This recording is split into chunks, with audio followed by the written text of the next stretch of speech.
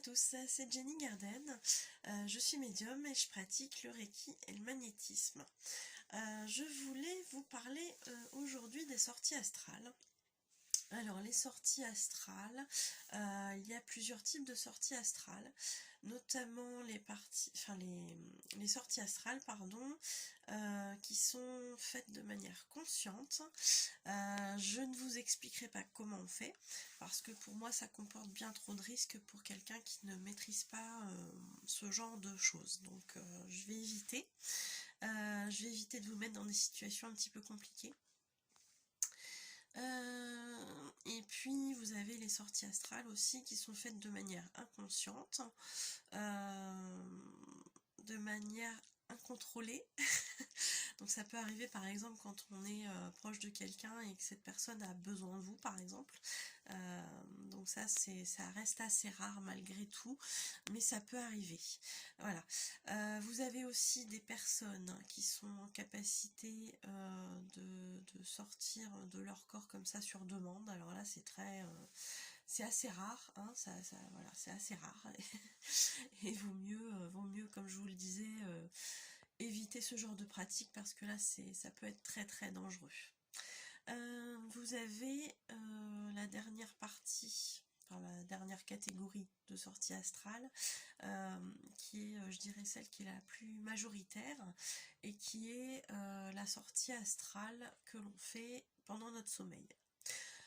On sort toutes les nuits de notre corps, notre âme, elle sort pour plusieurs raisons. La première, certainement, c'est que déjà elle est à l'étroit. Dans ce corps physique, dans ce véhicule terrestre, elle est à l'étroit.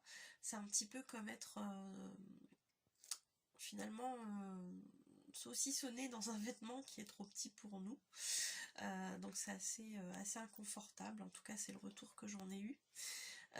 Et puis vous avez aussi la sortie astrale qui est... Enfin, pardon, pas la sortie astrale, mais une autre raison qui est d'aller voir ses guides. D'aller voir ses guides pour faire un espèce de débriefing, d'aller voir ses anges, voilà, pour papoter un petit peu avec eux, de comment ça se passe, notre incarnation, etc. Vous allez avoir accès aussi à des défunts que vous avez connus. Alors c'est toujours dans le but de nous faire évoluer, c'est pas ah tiens comment ça va, comment ça se passe là-haut. C'est toujours dans le sens de nous faire évoluer, hein. Voilà, ça tenez bien compte de ça toujours, hein. C'est jamais par simple envie de dire coucou ça va. Voilà. Vous avez aussi une autre raison pour les passeurs d'âme. Alors certains même qui s'ignorent être passeurs d'âme, vous avez effectivement cette faculté aussi de pouvoir faire passer les âmes pendant votre sommeil. Et oui, oui. Et pour ceux qui se savent passeurs d'âme, bah oui, vous en faites aussi pendant votre sommeil. Vous avez, je dirais, la dernière catégorie, enfin la dernière raison qui me vient à l'esprit là tout de suite, mais peut-être que j'en oublie, c'est aussi pour les travailleurs de lumière, ceux qui ont cette faculté de se battre un petit peu pour la lumière, et bien c'est de défendre la planète au maximum, d'essayer d'élever son taux vibratoire pendant le sommeil du corps physique, et puis de se retrouver entre âmes, entre guerriers de lumière, on va dire, pour pouvoir justement aider à tout ça. Dans ces êtres qui sont chargés dans ces âmes qui sont chargées de protéger la lumière, vous avez des personnes, des âmes qui sont des guerrières et qui vont justement se battre contre les forces qui sont plutôt du côté obscur de la force, on va dire, et qui vont justement batailler pour défendre un petit peu, faire reculer la part un petit peu de l'ombre, la part de ténèbres. Vous vous avez, voilà, vous avez aussi cette sorte d'âme là aussi, hein, qui est là pour protéger, donc au maximum des forces de l'ombre.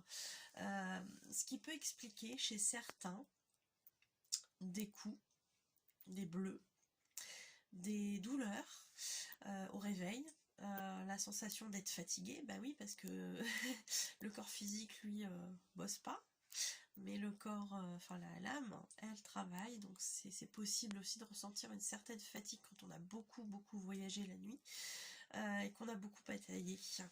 Donc oui, c'est possible d'avoir ce genre de symptômes, c'est possible d'avoir des griffures si on s'est battu, des coups, des bleus, des douleurs, donc ça c'est fort possible. Alors je ne dis pas que tous les coups, toutes les griffures sont source, enfin ont pour cause un combat nocturne, on va dire, de l'âme, un combat énergétique, mais ça peut être le cas, bien évidemment. Alors, je voulais aussi attirer votre attention avant d'aller dormir. Ayez toujours des pensées positives, de joie, d'amour, de paix, de sérénité, parce que ça va élever votre taux vibratoire. Et le fait d'élever son taux vibratoire va faire que on va se retrouver dans le taux vibratoire que l'on a, dans lequel on est arrivé, si vous voulez, au niveau des vibrations. Donc on va arriver là-bas en tant qu'âme. Donc plus on va vibrer haut, plus on sera haut. Donc on va se retrouver, si on est dans des vibrations hautes, dans l'astral à vibration haute, hein, on va dire ça comme ça. Et vous allez vous retrouver avec des entités qui vont être sympas, avec des êtres spirituels, avec vos guides, avec vos anges, des défunts qui vont être super bienveillants, etc.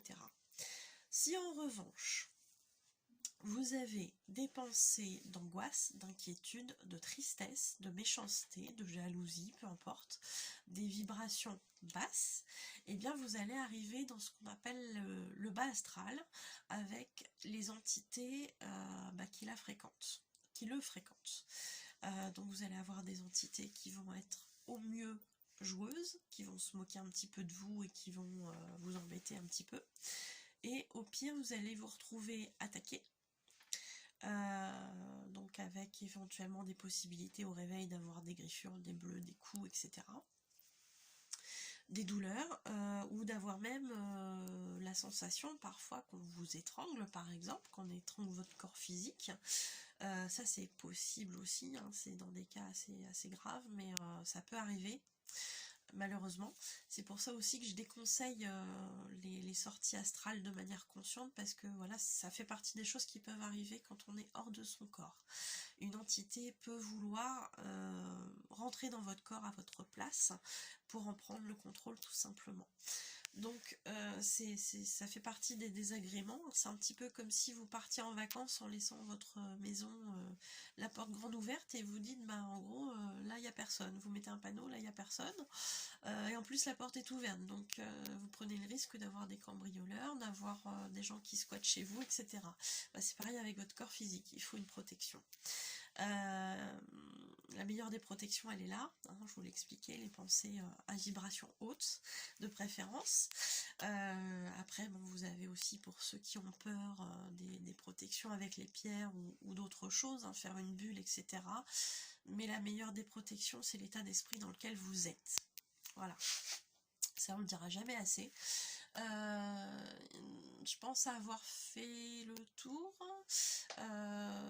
Je pense avoir fait le tour. Alors je suis désolée, la qualité n'est pas GG de l'image, mais bon, bref, c'est pas grave, l'important c'est le contenu. C'est les propos. J'espère dans tous les cas vous avoir renseigné là-dessus. Je suis désolée pour ceux qui s'attendaient à un mode d'emploi de la sortie astrale consciente, c'est pas possible, je refuse de faire ce genre de choses. Pardon. C'est vraiment dans le but de vous protéger et que vous couriez le minimum de risques.